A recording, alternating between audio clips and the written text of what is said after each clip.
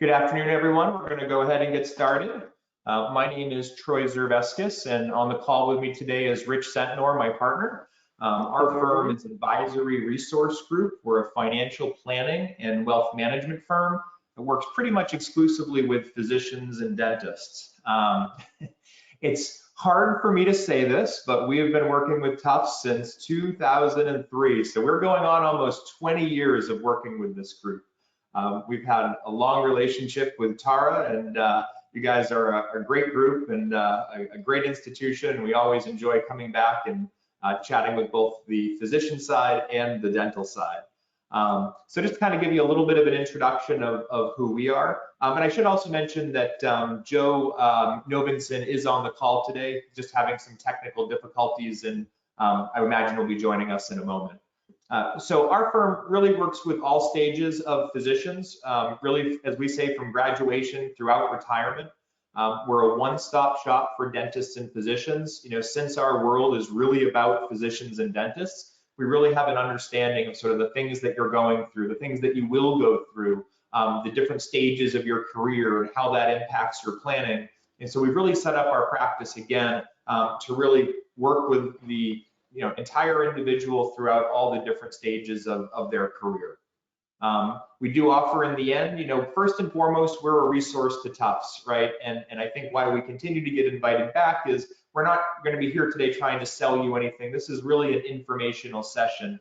At the end of the day, though, we are available and we do offer our service, and we have worked with Tufts students for many, many years. So if we can be a resource, we do offer a no cost or obligation meeting. So you'll see our information at the end of the call today. So just a bit of housekeeping here real quick, Troy, just so again, my name's Rich Sentnor. Troy and I have been doing this a long time. Typically we end up doing these in person, which we obviously prefer to do. We like to keep it as interactive as possible. We can try to do that today as well. There are some features here where if you want to raise your hand to ask a question, or if you want to type a question into the question box, we'll be monitoring those as well. We like to try to keep it very much on target for what you guys are dealing with. So certainly we welcome questions. We also will stay on afterwards at the end if people want to ask questions, but you can certainly do them along the way as we're going along. And then obviously if you have stuff afterwards that you want to talk to us about, our contact information will be at the end, and you can certainly get in touch with us that way as well. Yeah, absolutely. Great point. Thank you, Rich. So to set the stage for our goals this afternoon, so first and foremost is we're really here to help get you started, right? I think what we're going to talk about is there's so many things being thrown at you all at once, and we just want to help give you a track to run on. This isn't to help today to make you experts in any specific financial subject. It's to help you say, hey, how do I get started here? Where do I go? Kind of with all these things that are being thrown at me.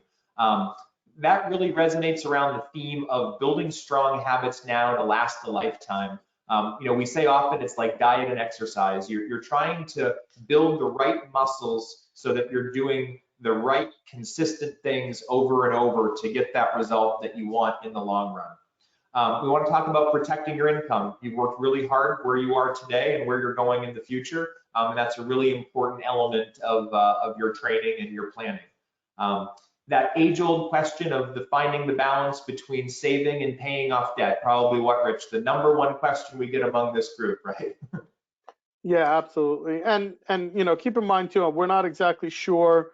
I think the majority of the folks that are in the audience here are fourth-year medical students. This is definitely geared towards that audience. However, if you are a first year, second year, or even third year, there's certainly valuable information to take away from this, but this is really geared towards the graduating medical student and talking about a lot of things that are going to happen during that transition period, which is kind of key in your, the first step of your career here. Absolutely. And then lastly is avoiding the doctor traps, and we'll talk a little bit about that as we get into this. All right, so agenda today is a three-part program. It's what we call Financial Literacy 101, Debt and Credit Management, and Risk Management. And then real quick, one more setup slide, and then we'll get into the good stuff. I think the first thing is it's a great time to be a doctor, right? I mean, if you look at sort of why many of you likely got into medicine, it was to create impact, it was to do good. And I think we can argue that you have the tools and resources to be able to do that more than any physician before you has. And so I think it's fair to say, what a great time to be a doctor. At the same time, that comes with great responsibility, right? Learning to be a doctor is not an inexpensive proposition, right? We have student loans for many of you. We have, high tuition bills, or high, I don't use the word high. We have significant tuition bills of medical institutions, right? So there's a lot that we have to be thinking about as we kind of go through these stages and making sure that we're kind of, again, wringing the sponge of efficiency, if you will. The other thing that I like to say is that there's two ends of the spectrum, and that spectrum is, on one side, some people really like this stuff. They're the doctors that are trading stocks between patients later in their careers, right? And then we have the physicians on the other side of the spectrum that this is truly a necessary evil for. They don't like this stuff, they're not really into it, and so it kind of can oftentimes get left by the wayside. What we ask our clients to do is just take a step back and sort of understand where you are on that spectrum. I think our practice and the way we work is we work with physicians at all ends of that spectrum. But I think it's important for you to know, who am I? Am I the type of person that's going to really get into this stuff? Or am I the type of person that really is going to sort of do the least that I have to do? What Rich and I want to make sure of is that you're not the person that's going to put your head in the sand and then pretend this stuff doesn't exist. Because the reality here is that these things are here and we have to deal with them. And so again, we're going to try to give you some of those tools today. But those are the physicians where, if we meet them 10 years down the road and they say, gosh, I have no idea, I haven't done any of this, I haven't, that's what we're really trying to keep from happening, I think, in our conversation today. And the last we like to always say, make these decisions in the context of a plan, right? So we're going to throw a lot of information at you guys today, and there's going to be a lot of different scenarios that you're going to look at, that we're going to look at today. Understand that what we try to present to you guys is really a best practice of what we think most students that are graduating medical school are going to deal with, right? And making sure that you're understanding that each decision that you make has a consequence, or there's a path that's going to take you down, and understanding that doing one thing is going to affect something else. Everybody that's in the audience is a medical student, but everyone has a very unique and different situation, right? Some of you guys have a whole mountain of debt, some of you don't. Some of you have a significant other that makes income, some of you have, maybe a significant other that spends a lot of money. Everyone's situation is different, right? So although you guys are all in the same boat, everyone's individual decision is going to be based off of their specific situation. So we're going to talk at really a 10,000-foot level of, some of the things that you should be thinking about. But it's really important to understand that everyone's situation is unique, and you really want to look at that in the context of your own individual plan. Yeah, absolutely. Oops. Next slide here. There we go. Rich, me or you? Go for it. All right. So the first theme that we are there we go. The first theme that we're going to address here today is sort of one of prioritization. It's like, where do I start, right? I'm getting out of school. I'm going to go rent an apartment, buy a house, kind of jump into residency. Where do I begin? And the concept of a financial pyramid, or building a financial house, we believe is really an important one. And it's that idea that we need to start with a strong foundation and build. And that idea is that strong foundation are all the boring things. It's cash in the bank, right? You might have heard in the past, and if not, an important sort of planning concept is to have 3 to 6 months expenses just sort of sitting in cash over to the side. We need to have the right insurances. We're going to talk about disability insurance and life insurance, and you have health insurance and malpractice insurance. There are all those things on that first layer. They're going to catch you if you slip. The next layer, we start getting into the fun stuff, retirement plans and mutual funds and different types of investments, those things that, again, for some people are a little bit more fun when it comes to financial planning. And then the very height of the financial pyramid is the real speculative stuff, individual stocks, or I'm going to start a business or invest in a business. But the thought process here is that if we don't have that foundation, and it's a strong enough foundation, and anything happens, then we're going to have to rob from the top to feed the bottom. And if whatever it is bad enough, the whole foundation or the whole house falls over.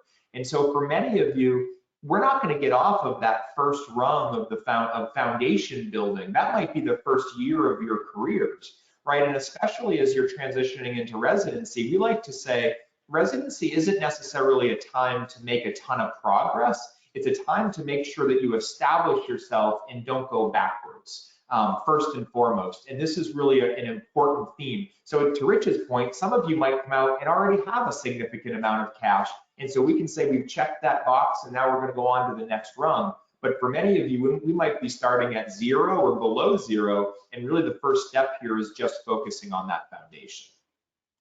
Yeah, and Troy mentioned it earlier. It's building those habits, right? And spending the first couple of years while you're in residency of just building those habits, even if you aren't accumulating, a huge amount of investment, portfolio income or anything else. It's just building those habits of getting into the habit of saying, okay, I'm no longer a student. I'm actually now working. I have an income, and there are certain things that we're going to talk about as we go along here.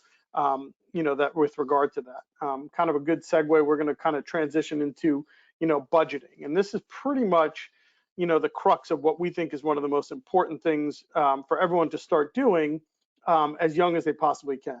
To use an analogy from your profession, this is the vital signs, right? So you're going to go and you're going to deal with a patient. The first thing you're going to do is check their vital signs. Well, that's the budget. If Troy and I sit down with somebody, whether they're just starting out, whether it's our first meeting, whether they're an experienced investor, this is certainly one of the first things that we always ask is, do you understand what your budget is? And if we break it down in its simplest form, a budget is really just the difference between what comes in and what goes out. And really for you guys, and this is a unique situation where you guys as residents only really have a ton of control over the what goes out, right? So you're going to go do your residency. The income, the salary is what it is. There's really no negotiation of that. And, what we've seen is you guys tend to do them for a really long time, right? All of a sudden 3 or 6 years turns into, 8 or 10 years because you want to do this fellowship or this secondary, specialty or whatever it is. So for a good portion of the next, chunk of your career, you're really going to have to dealing with just the what goes out portion of the budget. And that's really the component that you have control over and something that you should be really invested in to understand exactly what it is that you're spending your money on, right? And it's tracking the specifics of that the best that you possibly can. Yeah, that's right. Go ahead. I'll just jump in for a second. So the first step then is, okay, we need to create a budget. And what we like to say is get out an Excel spreadsheet or a Word document or a notepad and just start writing down what are your goals, right? Do I need to buy a car? If not, I'm going to be in a city. What are the commuting costs going to be? Where do I want to go? Do I want to try to buy a house? What are the things, how many times a year do I have to fly home? Do I have weddings coming up? And all those things that are going to happen or you believe are going to happen, so let's say within that next year. Next is we then estimate our income. Again, when match day comes, you might already have your income, but you want to at least estimate it if you don't. Paycheckcity.com is a great resource to give you an idea of the impact of taxes on income. So again, just a great place to go to estimate that. Next is understanding your liabilities and expenses. Who will you owe what to? What does your student loan portfolio look like? Again, do you have any other debts? But making sure that you have all of those things itemized and who you owe what to. It's really important. And again, as we're going to talk about in a little bit of the debt portion of this, we can't risk missing a payment or not knowing about a debt. It's really important that we understand all of our liabilities. So again, that feeds into the creation of our budget as well. And it's that idea, similar to what Rich said a moment ago, that earnings minus expenses equals that discretionary income. And it's that discretionary income that is going to create progress for you as you work through your plan. And then we get to what we would call probably the most important part of budgeting. And Rich, feel free to jump in anytime, but it's the idea of trial budgeting. And what trial budgeting means is that it might take you several iterations of your budget to get you to your actual budget, right? So just a quick example, we're going to show this in a moment as well, but you might say, okay, my rent is going to be X amount. I don't want a roommate, so I'm going to live alone. And I'm going to get a new car, and I want a really nice car, and the car payment is going to be X amount a month. And you start going through your budget, and then you get to the end and say, oh, wait a second, I'm spending more than I'm actually earning. So what do? You sharpen your pencil, you go through, well, maybe I should have a roommate, maybe I shouldn't buy this car, maybe I should buy this car. And you continue to go through that iterative process until you get the result that you're looking for. And as Rich said, this happens at all stages of careers. And before we make any big decisions, this iterative process and this idea of trying it on is a really important concept. And again, we'd suggest that you continue with this for the rest of your life. This is a muscle that we're trying to build that will be used forever. And then the last year is just that continually reviewing how those decisions impact the result. Yeah, and I think, warrants spending a little bit more time on it. And, Troy's bringing up a spreadsheet here, and it's really, we get the same thing all the time from a lot of students that say, oh, why do I need to, work with a financial planner? I don't really have any money. I'm only going to be a resident. And that's all totally fine. What we're trying to give you guys here is an understanding of some of the things that you can do, and tracking your expenses is a big one, right? So even if for no other reason, if you go through 4 to 6 years of residency and all you do is really track your expenses and you do a good job of it, you then have that data to be able to do what you're ultimately want to do, which is to understand what your expenses look like, what your financial plan is. Otherwise, typically what we find happens is people go a couple of months and then they say, oh, I didn't do it for a few months, let me scrap that, I'm going to start over. And all of a sudden now you're 2 years down the road and you still have no idea what you're spending your money on. It's hugely important from a financial standpoint. It's really eye-opening when you actually go through and you track what your expenses are and where you're spending your money. How much you're spending at Starbucks every day, how much you're spending at, on your cell phone bill, or, streaming services, or whatever the easy, ones that we can poke holes at right now. But understanding where that money is going is a huge, you can't really do any type of planning and move yourself ahead until you understand what that is. Yeah, and I think Rich alluded to this. It's that ability to revert to the mean, right? We know this isn't always going to be right? We know there's going to be months that your budget is not going to work. You're going to be putting tires on the car, or again, that bachelor party that you had to fly to, in California. We know that's going to happen. But the idea is we want to be able to revert back to the mean after those things happen. And if you don't know what your homeostasis is, if you don't know what you're trying to get back to, the chance of that happening is almost null, because you're always just going to be kind of bouncing around. So the idea is come up with what your neutral is and what you're trying to get back to, so that when you do deviate, you're able to get back to that point. So we have an example here, and again, we give this presentation to those that are at the end of residency as well. So these income numbers might be a little bit different, but some of you might have spousal income as well, so maybe not. But it's the idea of going through that trial budgeting process. And so this is our Dr. Chris. So Chris's family income is $200,000. So let's say they've got a net income of $10,000 after deductions and so forth, insurances and other types of things. So Chris's debt payments are $2,500 a month, $2,800 for a mortgage, utilities, entertainment, car payment, and it really only leaves them about $600 a month, sort of quote unquote extra, or discretionary is the term that we use. So how's Chris doing? What do you think, Rich? Okay, right? It's not negative. Yeah, good news is he's cash flow positive, but there's not a lot you can do to move yourself significantly ahead with just $600 a month. And if there is one of those issues that comes up every month that Troy had just talked about, then you're left with really no discretionary income. And the other part that's really not in here is there's no savings number in his budget here. So we would recommend, what we talked about before, which is really going back and sharpening the pencil and doing another trial budget. And as I mentioned earlier, usually that top line doesn't change very much. There isn't a lot of wiggle room in what your salary is, but you have some options with regard to the debt payments, your different student loan options, whether you're taking an accelerated payment or doing an income-based prepayment. You have options with regard to your mortgage or your rent, whether you want to have a roommate or whether you want to buy a smaller place or a starter place. You can certainly tighten the belt around groceries and other, utilities and cable and how much you need. Entertainment as well. You can choose to buy a lesser, high-priced car or so forth. And if you do all those sort of things and each little bit helps, you can see, how did Chris do at this point now? Yeah, really good, right? So I mean, now he's at $2,200 a month. And what's always interesting about these examples is that there's nothing that was changed so significantly, right? It's just that idea that nickels and dimes make quarters, right? It's that idea that it's the sum of the parts being more important than each of the individual decisions. Because now with $2,200 a month, we're going to save that much quicker.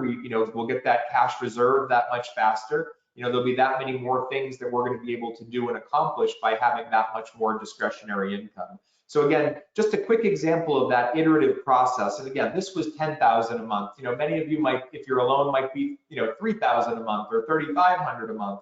The process and the idea here is exactly the same. Go back, do that process, and make sure that you want the result that you're going to get by the decisions that you've made. So what we like to say is that the budget is only as good as the mechanism in which you use to track it, right? And so there's some different ways that you can do that, right? The first one is software. There's Quicken and QuickBooks and Microsoft Money and so forth, some really great tools. The problem is that what we find is that the output is only good as the input. And what we know is that you guys are a really busy group. And the reality is you might just not do the input. Again, what end of the spectrum are you on? Maybe you will if you're that type of person, but many of you really just kind of probably might not. The other is a pen and paper, right? We've had engineers as clients before who have come out to us with this log ledger book, right? That literally every penny they've ever spent for the last 25 years has been categorized. If you're that individual, again, spectrum, awesome, that works. We don't really care as long as you have a method to keep track of and keep yourself accountable.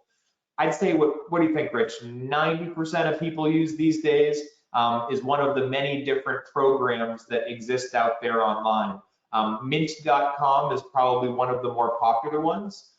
For anyone who's not familiar with Mint, after you do the work that we talked about earlier of your budgeting, you can load that all into the online program, link up your credit cards and your bank accounts and so forth, and it'll automatically track that spending on a graph for you to help keep you honest.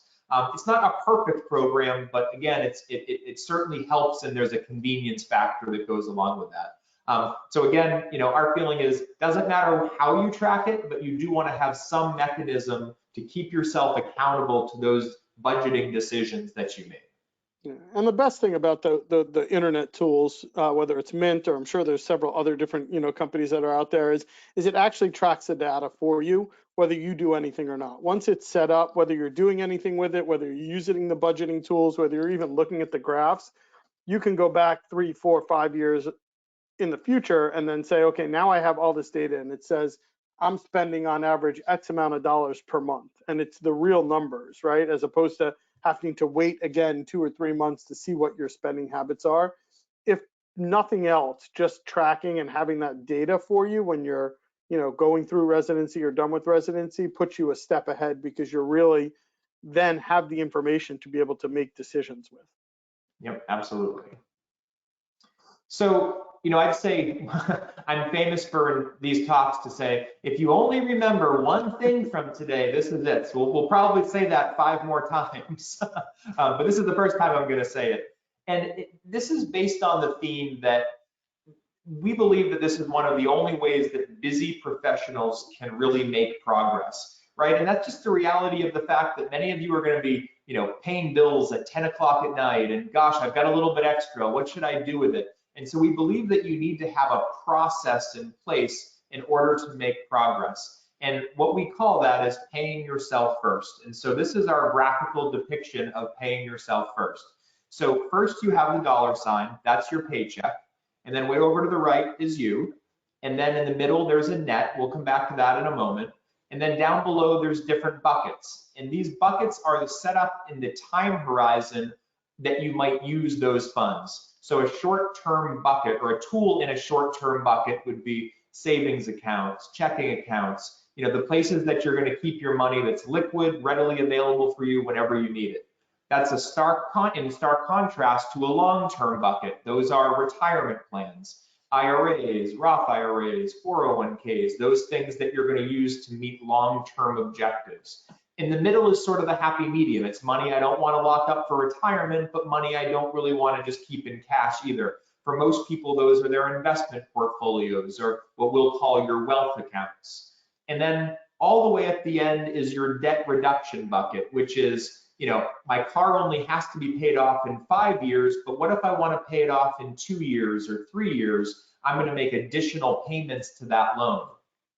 Well, the thought process here is that you want to do your budget, you come up with your discretionary income, and then that discretionary income automatically gets caught in that net that you set up to yourself to go down into whichever bucket you deem to be most important given your stage of life and the important kind of what you're doing within your plan. So again, as we said, for many of you, it might just be about building that cash reserve. So the net might capture everything and just put it into a savings account. Once your savings account is full, then you might say, you know what, now I'm going to start contributing to retirement, or I'm going to start trying to pay down my debt faster. The point here is that it's all automated, right? With online banking now, you can set all of these things up, right? You've done the planning, you've done your budget, you know that you've got $600 extra a month. You can have your bank automatically put $600 a month from your checking into your savings account. The idea here is that you'll get to the end of the year and you'll have made progress and you won't have had to have thought about it, right? And it's the idea of setting yourself up for success rather than failure. Again, it's that idea that we know you're going to be doing your bills at 10 o'clock at night. And we don't want you to have to say, oh, geez, what should I do with this extra in that moment? Will it be the right decision? Maybe. Will you not make a decision and just let it hang out in cash? Maybe. The idea is set up that process so that it happens in spite of you. And here's the last piece, which is whatever you let get through the net is yours to do whatever you want with. Waste, blow, spend, go to Foxwoods, it really doesn't matter because you've determined that's how much I'm going to save in the different buckets, and this is how much I'm going to let get through the net for me to do what I want with. And again, at that point, you're not doing anything wrong. You're working the plan. You're allowed to have a little bit of fun. This is something we talk about with our clients later in life.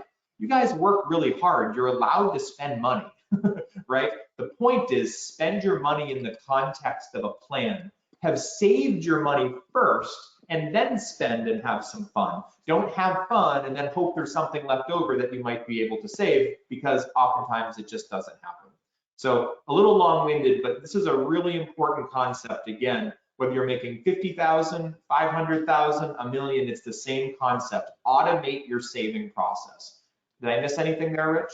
No, and I'll just say one other thing that we like to say. It kind of has a dual meaning, and one of the reasons it's so expensive, such an important concept is, it's again building that habit. We like to say the pay yourself first is also one of those things. When we sit down with somebody and go through their budget, usually a younger physician, I'll get the budget detail from them, and they'll have all the information, the rent, cell phone, and all the other car costs and everything else that I have. And always the last line item on that budget is always savings. And one of the things that we like to try to do is flip that, right? And this is that muscle that you can build early. We want that savings number to be up at the top. And I don't care if it's $25 a week, $100 a month, whatever it is that you're going to do, pay yourself first. Make that one of your bills. And it's one of the absolute best ways for you to make sure that you're going to get ahead. It's just like Troy said, if you meet all those goals and that savings goal is one of them, then everything else that's left can be done. But what happens is the mindset needs to be flipped, because typically what happens is people say, I got to do all these things first, and then I'll save or I'll invest whatever is left at the end of the day. And typically there isn't much left or any left. So you need to make that a priority and make it one of your bills. Yep, absolutely.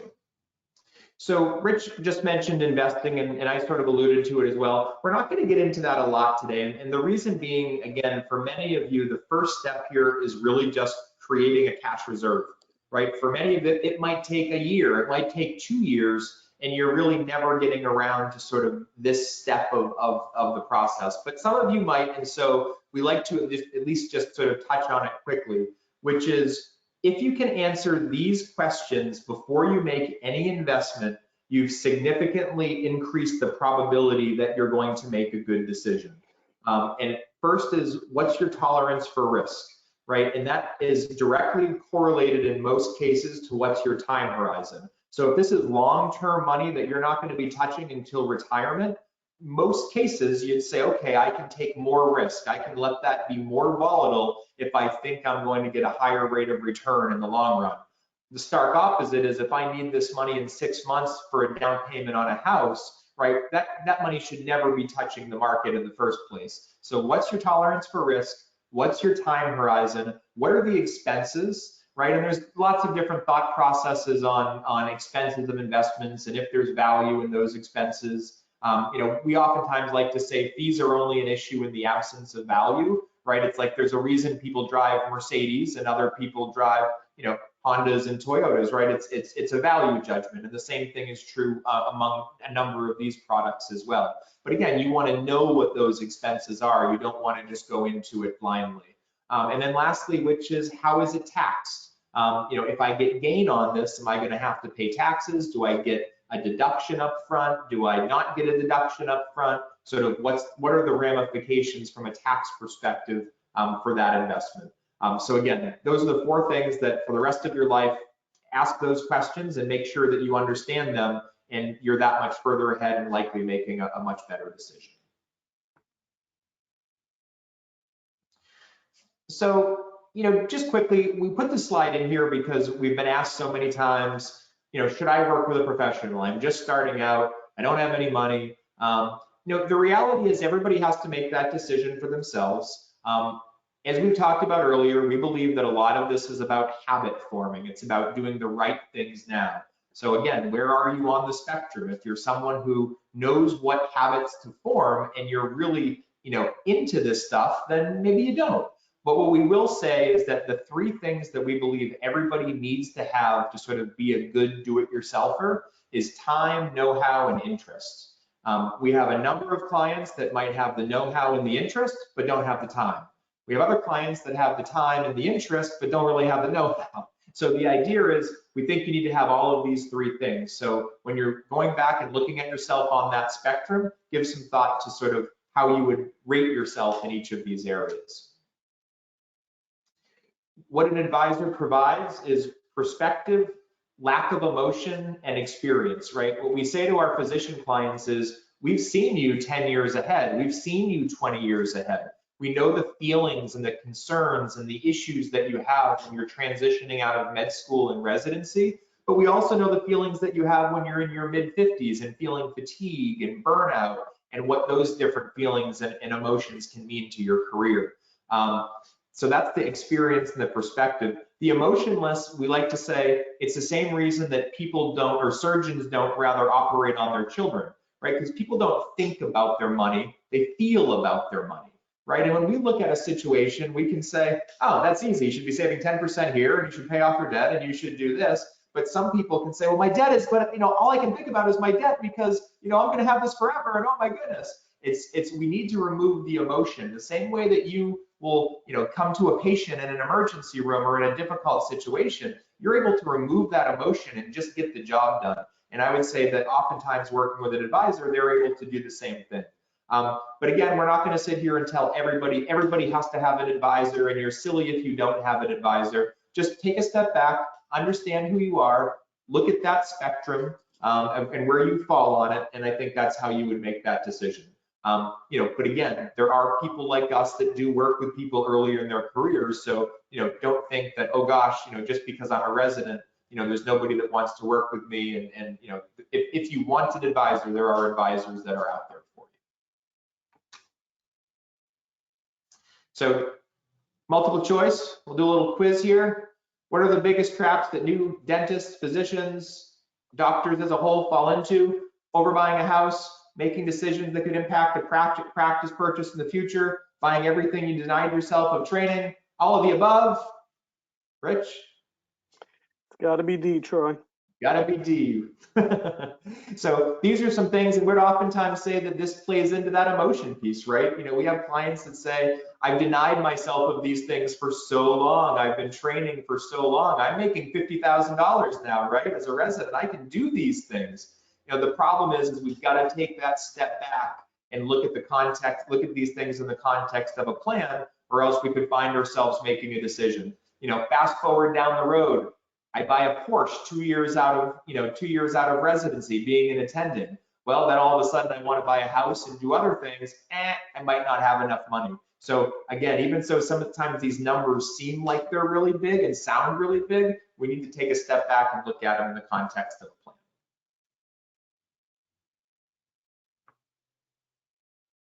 Rich, you want to take this here? Yeah, so one of the things that we talk about all the time is credit and understanding what your credit situation is. Credit is really going to be the lifeline for you in everything that you do going forward, right? So once you are done being a student, right? When you're a student and you're in undergraduate and you're med school, it's very easy to borrow money, right? All you got to do is go down to the financial aid office, you sign a few forms, and they're more than willing to be able to just write you giant checks to be able to help you fund your tuition, your education, and everything else. You graduate from medical school and you go out in the real world and you decide that you want to go buy a house, or you want to go buy a practice, or you want to just borrow money, and you walk into the local bank and you say, I would like a loan, and you have no assets and a mountain of student debt, that conversation isn't going to go so well, right? So the biggest lifeline that you have for everything that you can do is going to be your credit. So you really want to make sure that you understand your credit score, that you are protective of your credit score, you know what's going to affect that in a negative way and also in a positive way. And really that starts with being organized, right? The number one thing that we can say is to really be organized. We used to say all the time, open your mail. Now it's really open your email, right? Because everything's electronic. Open everything that you get from all of your lenders. Make sure you understand who you owe money to, what the interest rate is on those debts, what the terms are, and make sure you stay on top of that. A lot of times you can get reductions in interest rates just by making X amount of payments or signing up for an automatic payment plan or whatever it is. But you have to make sure that you're on top of that and you know all those, the different parameters to who your lenders are and what they're offering you. And we really recommend that it doesn't have to be all the time, but once a year is really making sure that you look at your credit score, get your credit report, and understand what's in there. Knowing that everything in there is actually true and accurate. Mistakes are made sometimes and they can be cleared up, but the earlier that you can clear them up, the better you're going to be, and the more likely you're going to be able to get your credit score back to where it needs to be. And there are really three major credit agencies that you can go to be able to do that. It's Equifax, TransUnion, and Experian. Those are the ones where the fee is pretty minimal. It's about $30. Now, I know there's a lot of different free sites that you can go to. Pretty much every credit card company now offers your credit score on those. Those are just kind of averages for you, though. They're not really your true credit score that's coming from one of these credit agencies. So we really do recommend doing that about once a year to making sure that you understand what your credit score is and what your credit history is, and making sure that anything that's on there that you know about and that it's legitimate and it's not a mistake, so that you can protect your credit score. And I think if we look at the next slide here, Troy talks about the different components of your credit score and how it's calculated. And this is probably the most important thing, really. The biggest component to affect your score is credit history, right? So missed payments, late payments, just completely, ignored payments are the biggest factor. It's one of the things that we recommend all the time. If you do get yourself in a crunch, don't just ignore it and forget about it.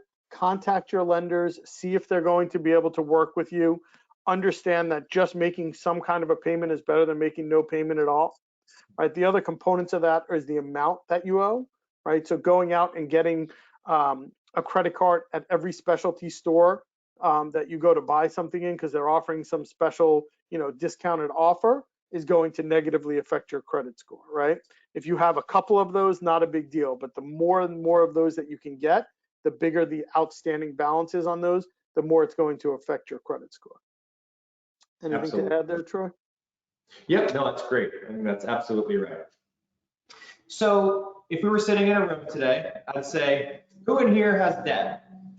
And many of you would raise your hand. And then the next thing I'd say is, how do you feel about your debt?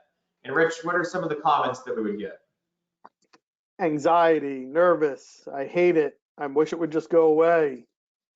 Yes. So, and then the next thing that I would say is, I don't mind your debt. I'm okay with it. In fact, for many reasons, I actually like your debt. Well, after you throw something at me and tell me to leave, what I'd come back with and say to you is, the reason for that is that for many of you, you wouldn't be sitting where you are right now without it, right? Debt's a leverage. If you look at the balance sheet at corporations all over our country, most of them are going to have debt on their balance sheet. And the reason for that is that they can get further with the debt than they can without it. Again, it's a leverage. So for many of you, you wouldn't be able to practice the craft that you want to practice. You wouldn't be able to create the impact that you're going to have if you didn't have the debt. So yes, we don't love it, but it is a necessary evil. It is here to stay with us. And so it's important that we learn how to live with it. And so from this point on, I'm going to suggest that you think of yourself like a business and you run yourself like a business. And that comes down to, again, what we talked about earlier, it's the budgeting, it's the debt decisions that you make. It's really saying, hey, I could have gone off and spent $300,000 on a convenience store or, started another type of company, but instead I chose to be a doctor and invest in myself. And again, you need to think of yourself like a business. So everybody's going to have a different set of circumstances and philosophy and emotion as it relates to debt. But we're going to talk about some of those themes that are important as it relates to debt. So the first one is that idea of paying off debt without sacrificing savings. The reason we say this is that for many of you with the debt loads that exist today, if we only put our blinders on and truly just focus on our debt, then we very well might miss other opportunities, other goals and objectives that we have because of how long it might take to just pay that debt off. Now, for some of you, that's also going to be directly correlated to our expenses, right? If you could live with your parents, let's say, for the first few years of being an attending and take all of your anesthesia income and put that into your debt, could that be a good plan? Absolutely. I've actually seen it done before. But the reality is that most of you aren't going to do that. And so the idea is we have to take more of a happy medium approach to our debt rather than a laser focus, just pay it off because now we're going to potentially miss a larger opportunity. I'm going to illustrate that in a moment with something called the Rule of 72. As Rich alluded to earlier, be organized, know who you owe what to, make sure you're on top of, as Rich said, potential loan discounts or potentially with loan refinancing, if that makes sense. Although right now with how long federal loans haven't been being paid for and interest being subsidized and so forth, we've seen that slow down a little bit. But the idea is, know what opportunities are available to you.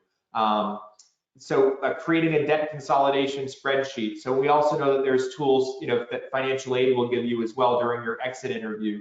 But again, the idea is just make sure all of your debt is itemized and consolidated. Again, review repayment options. There is a whole market of student loan refinancing. Whether or not that makes sense or not is based on a number of different variables, but something that you might want to give some consideration to. And the last is, this sort of seems like it should go without saying, but it's not always the case, which is just borrow the least that you can, right? The idea of, hey, I can just take as much as I want, great, right? No, the idea is minimize how much you have to take, like live like a pauper right now to make your life easier in the long run. Don't take money now. We've heard of all types of stuff. I'm going to take it, I'm going to invest it, I'm going to, our feeling is take the least amount of debt possible. Rich, before I jump onto the Rule of 72, anything you want to add to here? No, I mean, I think that's the biggest thing. And again, anybody who's on the call that's not a fourth year student, that says, is there something that you can take away from this presentation, like currently right now? That's it, right? Really try to live and borrow the least amount of money possible. I mean, we can show you spreadsheet after spreadsheet that'll basically show you how much that can impact it for you 10, 15, 20 years down the road, simply by borrowing $20,000, $30,000 less every year that you're in school, as opposed to just saying, oh, they're going to give it to me, I'll take it, I'll live in a bigger apartment, I'll spend more money, I'll vacation, I'll do this. All of that has consequences like we talked about, and it comes with high interest rates and everything else. So that'd be the one thing for the younger students that I would say that you could take away from it is really try to borrow the least amount possible. Yeah, and I think for many of you, you likely had parents say, start early, save early, right? And this concept, the rule of 72, is really a fun way to illustrate sort of why people say that and the impact that it has on your lives financially. So if you divide 72 by the interest rate you could earn on some hypothetical investment, it tells you how long it would take that money to double. So let's just say we could get 7%, on our investments. Again, hypothetical investment. That means it would then double every 10.2 years. So if we start when we're 35 years old and we have $50,000, when we're 45 would have 100, when we're 55 would have 200, and when we're 65 would have 400. All right, not bad, right? But let's say that same individual started when they were 25 instead of 35. 50 is 100, 100 is 200, 200 is 400, and 400 is 800. It's that last double that has the biggest impact on our long-term financial security, right? So it's that work that we do today is what happens to us down the road. It's what turns our million to 2 million, our 2 million to 4 million, whatever the number is, and why it's so important to start out early. And if we put this go back to sort of the debt conversation, the context here is if I spend the first 10 years just paying off my debt and I ignore savings, well, I could be making a $400,000 impact. That, in this example, maybe it's even more, maybe it's $1 million impact, maybe it's a $2 million impact. But the idea is that might then get in the way of your ability to meet another objective, funding my retirement, my children's education, other things that are also important to me. And again, that's why we have to take a big step back and look at the context of the overall plan before making any of those individual decisions. But the rule of 72 is sort of just a fun fact to illustrate the idea of save early. Yeah, and another way to put it is by no means are we sitting here saying don't pay your debt, right? But you can't look at the debt payments in a vacuum. You can't say, okay, I owe this and I want to pay it off as quickly as possible. You have to look at what's being sacrificed to make those extra payments and what does the end game look like for both those different scenarios. Yeah, and again, I think I alluded to it quickly earlier. We've seen people come up with very creative strategies to pay their debt off quick. The reality is that most people aren't going to do the sacrifice that's necessary to make that happen. I did have a doctor once who did live with his mother and, paid off his debt very quickly, had a very high salary, and it worked, and that was great. But the reality is more often than not, we see people buying houses and starting families and doing other things where their lifestyles just start ramping up. And so they really have to come up with good, smart plans in order to make sure they're doing all the things that they want to do. Rich, I'm going to let you jump on this one. Yeah, so risk management is a term that we use that basically, I think Troy alluded to it earlier with the financial pyramid. It's taking care of all of those things. It's basically, your protection, your insurance coverages to be able to make sure that you can still earn income and that you can still cover things that won't, if something goes awry, it doesn't, derail your plan. The number one thing that we look at for physicians is disability insurance. We recommend it for all physicians to have individual disability insurance. The best time to be looking at that is in your third or fourth year of medical school, right when you're graduating. And the reason for that, it is, health-based. You do have to qualify for it. So the younger you are, the healthier you are, the easier it's going to be, and you'll be able to qualify for it, and the cheaper it's going to be because you can lock in a younger age.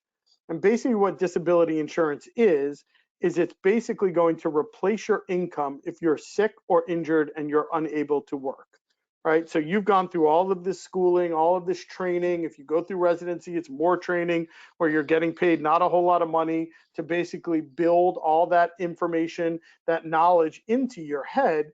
And then if you don't have the ability to actually go out and do that job and practice that craft to earn the income, then you need to be able to protect your ability to get that income. And that's what disability insurance is. If something happens and you're injured or you're sick, it's going to replace the income that you would have made if you were able to work and now you're not able to work. And there's a lot of different components to it. It can get kind of complex, and there's a lot of different specific riders and so forth. But basically, the gist of it is you want to make sure that you're covered for your specialty, that if you're unable to practice in whatever it is, OBGYN, surgery, anesthesia, that you're going to be considered disabled. And that's what's called true own occupation coverage. You want that to protect you for all the training, the debt, the blood, sweat, and tears that you've gone into to get trained into that. And you want it to be yours. You want it to be guaranteed non-cancelable. You own it, and it goes with you everywhere that you go. And then the most, the piece that you really want to make sure you understand is that this is going to be in addition to any group coverage that you have. Typical group plans, whether it's through your employer, whether that's a hospital or an academic institution, are not going to be adequate to cover your complete salary. Typically, they're a portion, 50%, 60% of your coverage up to a limit, and they're only yours while you're working for that group. So if you switch jobs and you go somewhere else, if you leave a hospital and you go to a private practice, you leave that coverage behind, and now you're on your own to be able to get your own coverage. Maybe you're now 10, 15 years older, maybe not in the greatest health anymore. So you're then trying to qualify for that coverage at that point in time. So that's why we say the younger you are, the better it is. Get it, you can keep it, you lock it in. They all have features in them which allow you to increase your coverage in the future so that it will go up with your income and you never have to requalify for it. So for lack of a better term, you're locking in your health at the youngest possible age, and it doesn't matter if anything happens to you. You can increase this policy without any future medical underwriting. So, we can do a whole hour on, designing individual disability policies. That's not what we're here for. We just want to make you aware of the fact that this is probably the most important type of coverage for you to get. At your guys' age, as a typical graduating medical student, you're 4.5 times more likely to be disabled than you are to be killed. So therefore, disability is way more important than life insurance. We see it happening all the time. This coverage is getting harder and harder to get, and it's becoming more expensive based on just the overall health of our country. So the earlier that you can get it, the better off you're going to be. Yep, absolutely. So really the themes today are taking that step back and making decisions in the context of the larger plan, right? Again, make sure that you understand all the different elements that you're trying to hit on, all the different things that are important to you, not just the ones that are emotional. Again, debt being sort of the big one there. The one that we're most concerned about oftentimes is the one that's going to get the most attention. We want to take a big step back and make sure that we're evaluating everything in the context of the plan. The idea of budgeting being your vital signs, that again, for the rest of your life, you want to have a sense of cash flow, what's coming in, what's going out. We know that it's going to fail. We know there's going to be months that it's not going to work the way that you think it's going to. That's okay, but you do it because you want to be able to revert back to the mean. You want to come back to that homeostasis when you kind of go off the reservation with spending. The saving structure and paying yourself first, again, don't leave anything to chance. Create a process to make sure that that progress happens and that it happens in spite of you. So at the end of the year, you can look back and say, wow, I saved X amount of money and I didn't even remember, didn't even know that I was doing it. The things that you want to consider before making any investment, should you work with an advisor or are you going to go on and do this on your own? How do you avoid the doctor traps? Again, the big piece there is kind of goes back to that first stepping back in the decisions in the context of a plan. Don't just make big decisions and then hope that they work out later. Protect your credit, be an active participant in creating your debt strategy, and then risk management, as Rich said, with a disability is really about setting yourself up today to protect your income for tomorrow. I think you did say this, Rich, but I want to say it one more time. You have a guaranteed provision to be able to protect your post-training income when you purchase that coverage now. So you're $50,000 and you purchase $5,000 a month of $50,000 of income and you purchase $5,000 a month of protection, let's say. But when you jump up to $300,000 of income, they have to guarantee you the ability to be able to get that income, even if you've had a change in health, if you've done that now. And that is probably the most important element of getting that coverage in place, again, yesterday in many circumstances. But thanks so much for being with us all today. That was our session. If anybody has any questions, certainly, you can raise your hand. We can call on you to actually ask your question. If you want to write a question, we can call on you. Otherwise, we're available. I'm going to put our contact information up on the screen here. The contact@advisoryresourcegroup.com. And again, we're a resource for you guys. We've been doing this for a real long time, and the Tufts Group is great, and we're here to help in any way that we can. And Joe, I don't know if you have any questions or anything that's on your mind. Well, more importantly, can you guys hear me? We can now hear you, yes. Yes. All right, coming in loud and clear. Well, I am going to be dropping an exit survey in the chat. So for all of you people that attended today, strongly encourage you guys to fill that out so we continue bringing back quality programming like what Rich and Troy demonstrated for us today. Thank you guys so much. I don't even know where to begin, but we really appreciate opening our eyes a little bit wider and helping us see the bigger financial picture. Thank you. Awesome. Thanks, Joe. Thanks so much. Thanks, everyone. Have a great day and good luck. Take care, everybody. All right. Thanks. Bye.